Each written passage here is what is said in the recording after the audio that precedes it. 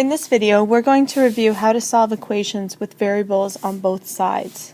So the basic steps, just to keep in mind, are things that are a little bit different from the other types of equations we've looked at solving. First of all, you've got to simplify each side first. Before you start moving stuff from one side to another, if you just work down the one side, it'll simplify the process a little bit more for you. Secondly, you're going to add or subtract to move variables to one side, and then all the numbers you're going to move to the opposite side. At this point, you should not be dividing from side to side. Okay, you're always going to start with addition, subtraction. And then the other thing just to keep in mind, when you have variables on both sides, you can either have one solution, you may end up with a situation where you have no solutions, or when you have infinite solutions. So we're going to take a look at each of these. Okay, so this is one situation with this equation where we're going to actually end up with one solution. So the first step will be to simplify each side. So I'm going to operate on the left side first. If I distribute the 4, I get 4x plus 12 minus 3x. So then I can combine the two x terms, the 4x and the minus 3x. So I'm left with x plus 12 on the left side. On the right side, I just have 5x plus 2. So that's just going to stay as I have it written.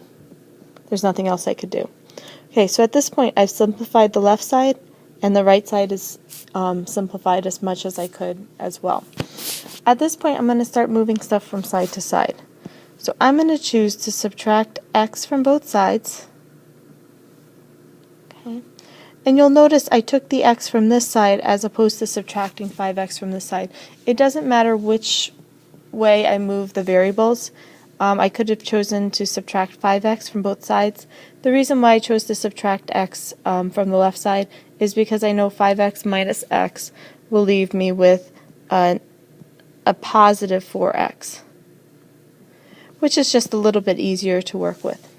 And then either in the same step or in a later step, if I know the x's are going to be on the right side, I want to get rid of the numbers from this side. So I'm going to choose to subtract 2, or I can just rewrite 12 is equal to 4x plus 2. So at this point I want to subtract 2, 2's cancel, leaving me with 4x is going to equal 10, divide by 4, divide by 4. So x is going to equal 10 fourths, which I'm going to then need to reduce to x is going to equal 5 halves. And like we've talked about before, I would prefer you to leave this answer as 5 halves instead of changing it to 2 1/2. It's just a little bit clearer from an algebraic standpoint. Okay, so that's the way I get my answer.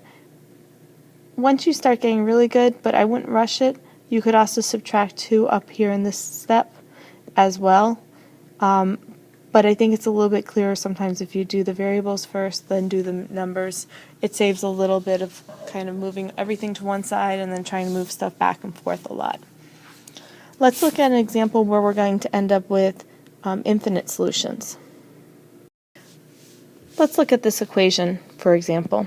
If I distribute this 3, I'm left with 3x plus 6 is going to equal 3x plus 6. Now you'll notice what I have on the left is exactly what I have on the right. Okay, you need to make sure the signs are the same exact and the numbers are the same exact.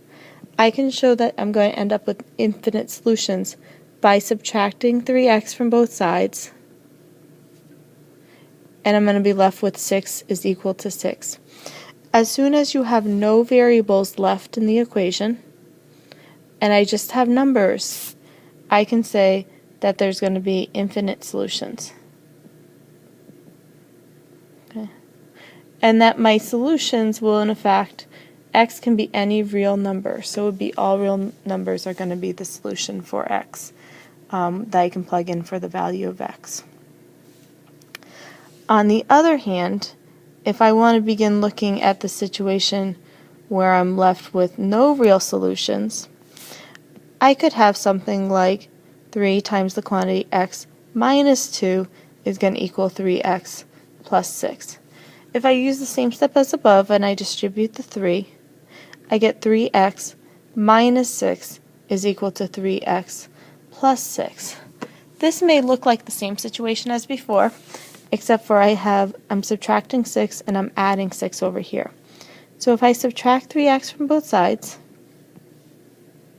I'm left with negative 6 is equal to positive 6, which I know is not true. This is why there is no solution. There is no value I can plug in for x, which will make this a true statement.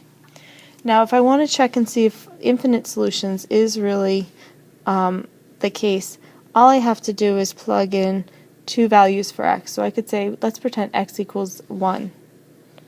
Well, if I look, 1 plus 2 is 3, 3 times 3 is 9. On the right side, 3 times 1 is 3, 3 plus 6 is 9. I get 9 equals 9.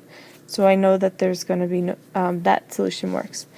If I can find one other solution, let's say 0. 0 plus 2 is 2. 2 times 3 is 6. 3 times 0 is 0 plus 6. I get 6 is equal to 6.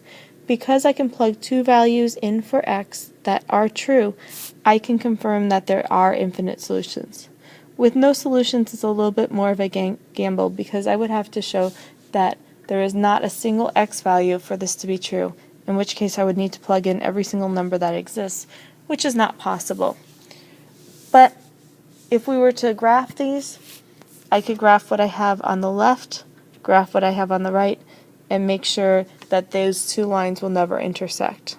Okay, which would actually kind of make sense. But you'll notice both for infinite solutions and no solution, I have the x's canceling out. That's an important thing to show because the situation with one real solution, I'll always still have the x in the equation. So I'll be able to solve for a value of x. So this is what we'll be working on a little bit. Hopefully this has been a good review.